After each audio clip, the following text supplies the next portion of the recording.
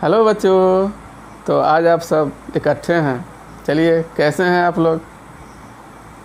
तो आज आप लोग आ ही गए हैं तो फिर कुछ कर लेते हैं। तो चलिए हम मैथमेटिक्स पर चलते हैं और वहाँ से वास्तविक संख्याएं मतलब उसके प्रश्नावली 1.3 का जो बहुत इम्पोर्टेंट परिमेय है वह है 1.4 मतलब परिमेय 1.4। इसके बारे में आज हम जान लेते हैं। तो आप सभी को एक बार फिर से YouTube के इस चैनल के इस मंच पे बहुत बहुत स्वागत है। तो चलिए हम चलते हैं अपनी टॉपिक को। तो ये है हमारा परिमेय 1.4। ये कहता है कि √2 एक अपरिमेय संख्या है। √2 क्या है? एक अपरिमेय संख्या है। अब तो आप जानते ही हैं कि संख्या कितने होते हैं? दो, एक परिमेय और दूसरा अपरिमेय। मतलब जितने भी संख्या हैं वो सभी की सभी दो प्रकार के हैं, परिमेय और अपरिमेय। अब यदि यह अपरिमेय है तो परिमेय तो नहीं होगा, ठीक है। तो हम इसको जो साबित करेंगे √2 एक अपरिमेय संख्या है तो कभी कभी इसके हट के मान लेते हैं, नहीं तो यहाँ हम मान के चलेंगे कि √2 एक परिमेय संख्या है। अब अगर उसमें वह सभी कंडीशन को मान गया तो वह परिमेय होगा, नहीं माना तो अपरिमेय ही होगा, ठीक है। तो हम चलते हैं। तो यहाँ हम क्या करेंगे, चलते हैं पहले ऐसे लिखेंगे क्या, क्योंकि जब √2 एक अपरिमेय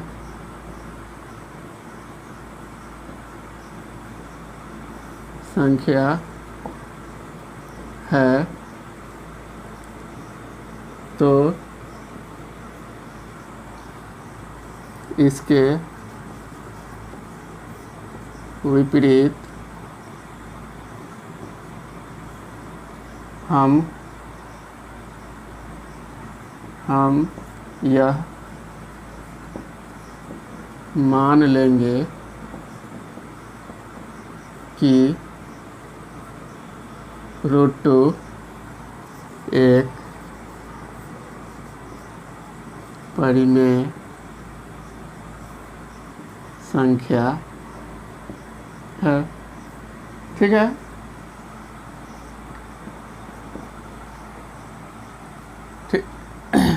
यदि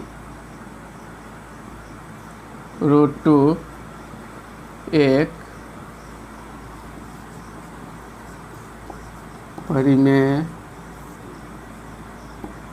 संख्या है तो हम इसके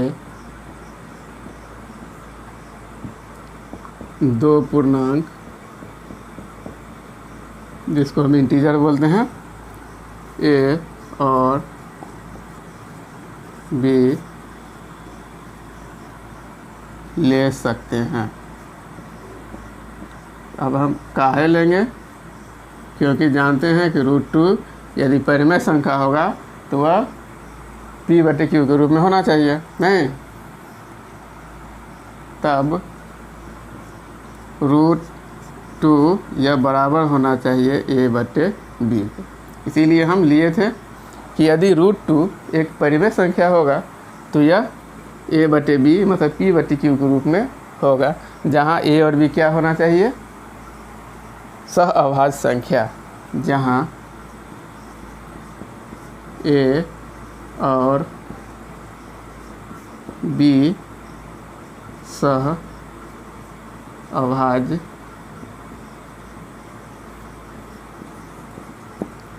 संख्या है। क्या है यह? सहअभाज्य संख्या है। इसको हम समीकरण 1 मान लेते हैं। अब ये सहअभाज्य संख्या क्या है, थोड़ा इसके बारे में भी जान लेते हैं। मान लेंगे कि माना संख्या एक 6 है और दूसरा 7 है। अब 6 को हम गुणनखंड के रूप में तोड़ते हैं तो यह 1 गुना 2 गुना 3 होगा। इसको हम करेंगे गुणनखंड के रूप में तो 1 गुना 7 होगा। अब यहाँ देखिए सिर्फ एक ही है जो दोनों में है, मतलब यह और यह इसमें भी है, तो यह दोनों में क्या है, कॉमन है, जिसको हम हिंदी में उभयनिष्ठ बोलते हैं। तो ये दोनों संख्या क्या हुआ, इसी को हम बोलेंगे सह अभाज्य संख्या, मतलब को प्राइम नंबर। ठीक है, तो यह संख्या हमारा ये होगा। अब एक चीज़ और हम देख लेंगे कि यह दोनों में ये संख्या उभयनिष्ठ है, मतलब यह इसका HCF कितना है, बराबर 1। तो यह जो संख्या है A और B, यह ऐसी संख्या है जिसका HCF 1 हो, नहीं उभयनिष्ठ 1 है, मतलब हायर कॉमन फैक्टर 1 होगा। इसी को हम क्या बोलेंगे, सहअभाज्य संख्या भी बोलेंगे। ठीक है, तो समझ गए सहअभाज्य संख्या क्या है। चलिए अब हम आगे चलते हैं। अब इसको 1 मान लिए, अब क्या करेंगे, अब दोनों तरफ वर्ग करने पर क्या होगा, इसको वर्ग करेंगे तो √2 का होल स्क्वायर, यह हो जाएगा A/B, इसका पूरा का वर्ग। ठीक है, तो ये हो जाएगा √2 को √2 से गुना करेंगे तो 2 हो जाएगा, ये हो जाएगा A²/B²। इसको हम ऐसे लिख सकते हैं, यहाँ पर या लिखेंगे या, और या यह B इधर आएगा, B² इधर, तो क्या हो जाएगा A²/2। अब इसको हम 2 मान लेंगे। अब हम यहाँ पर क्या करेंगे, कुछ तो करेंगे। तो अब चलते हैं इसको, इससे पीछे का परिमेय 1.3 पर, किस पे चलेंगे, परिमेय 1.3 पर, उसको भी हम जान लेते हैं। परिमेय 1.3 क्या है, परिमेय 1.3 यह कहता है कि यदि कोई अभाज्य संख्या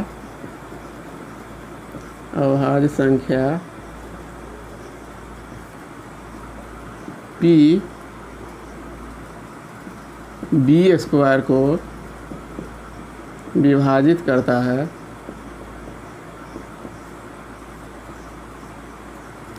है तो वह B को भी करेगा, B को भी क्या करेगा, विभाजित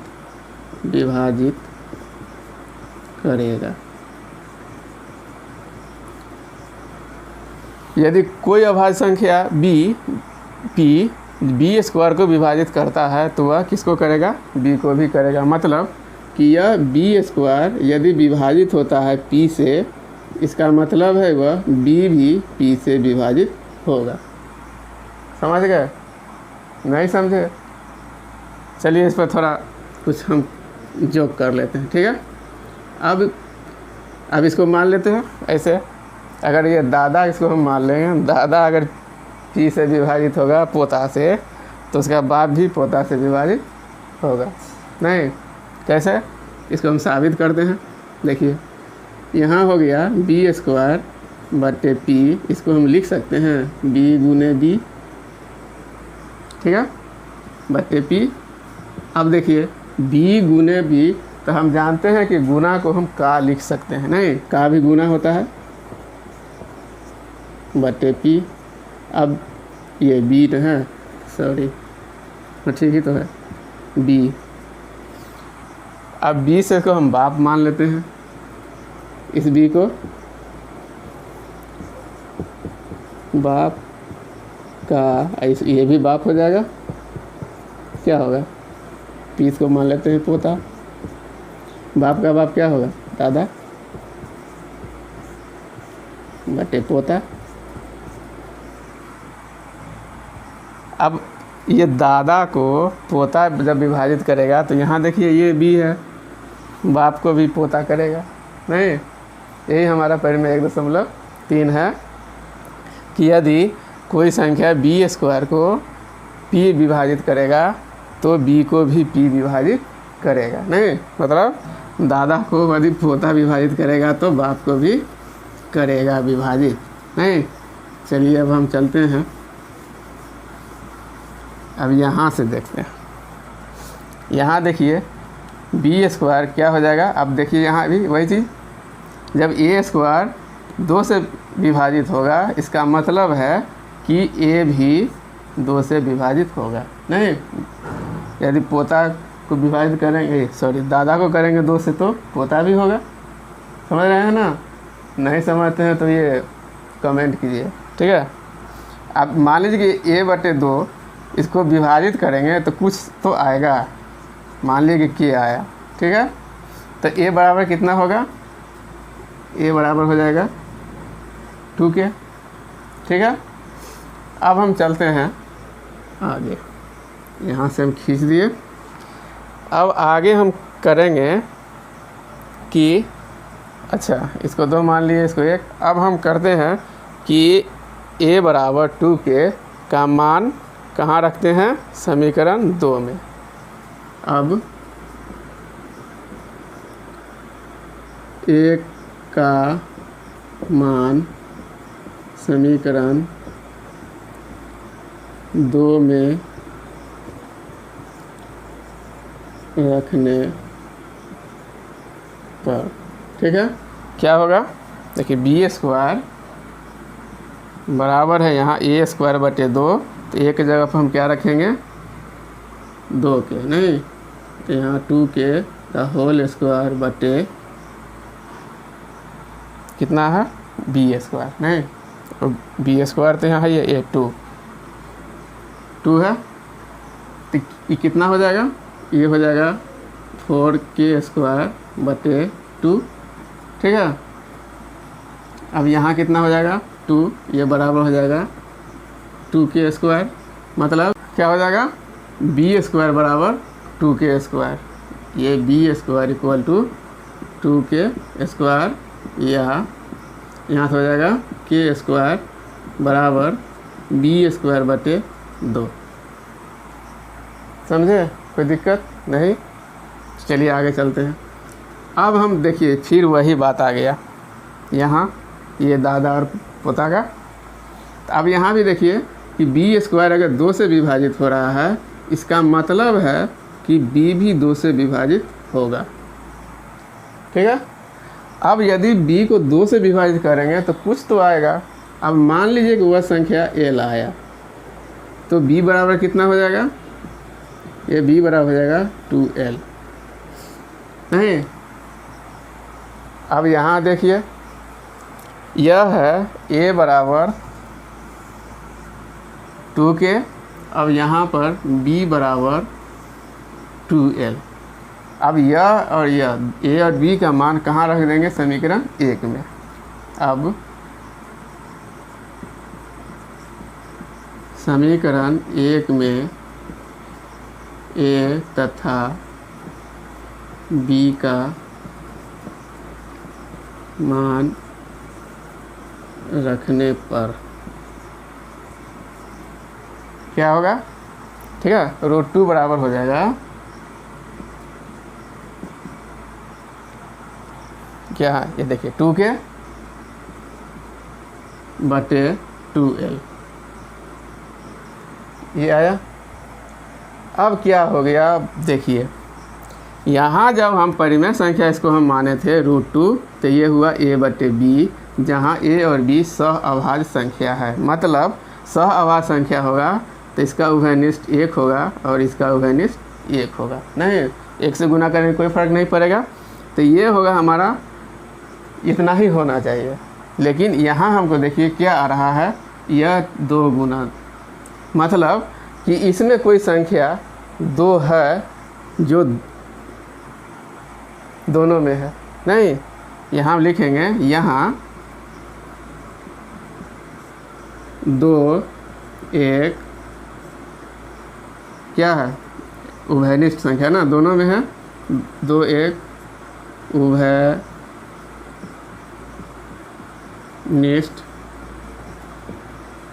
संख्या है जो परिमेय संख्या के नियम के विरुद्ध है, नियम के विरुद्ध है ना, नियम के विरुद्ध। कैसे? क्योंकि हम जानते हैं कि यदि परिमेय होगा तो इसका उभयनिष्ठ एक ही होगा, लेकिन वही चीज़ देखिए यहाँ √2 आ रहा है, 2 ऊपर में भी है 2 नीचे है, यहाँ 2 एक उभयनिष्ठ संख्या है जो परिमेय संख्या के नियम के विरुद्ध है, यह नियम के विरुद्ध है। तो ऐसा क्यों हुआ? क्योंकि हमने यह मान ही गलती लिया था, हम इस चीज़ को मान ही नहीं लिए थे कि क्या है √2 एक परिमेय संख्या है। नहीं, यह यहाँ लिखेंगे यह विरोधाभास इसलिए हुआ कि हमने गलत संकल्पना कर ली थी। यही ना संकल्पना गलत किए थे कि हम लोग इसको क्या मान लिए? प्रूफ एक परिमेय संख्या √2 को, लेकिन यह क्या निकला? देखिए 2 का गुणक निकला। नहीं, यहाँ एक यह उभयनिष्ठ संख्या है जो परिमेय संख्या के नियम के विरुद्ध है। नहीं, क्योंकि यहाँ उभयनिष्ठ संख्या 2 है जो 2 का गुणक है, जो नहीं होना चाहिए। यह विरोधाभास इसलिए हुआ कि हमने गलत संकल्पना कर ली थी। तो सही क्या होगा? यह अपरिमेय होगा। नहीं, क्योंकि यह परिमेय का रूल नहीं मान रहा है, तो यह क्या होगा? यह अपरिमेय होगा। अतः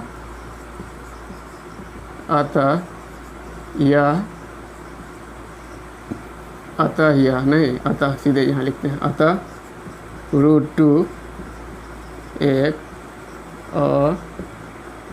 अपरिमेय संख्या है।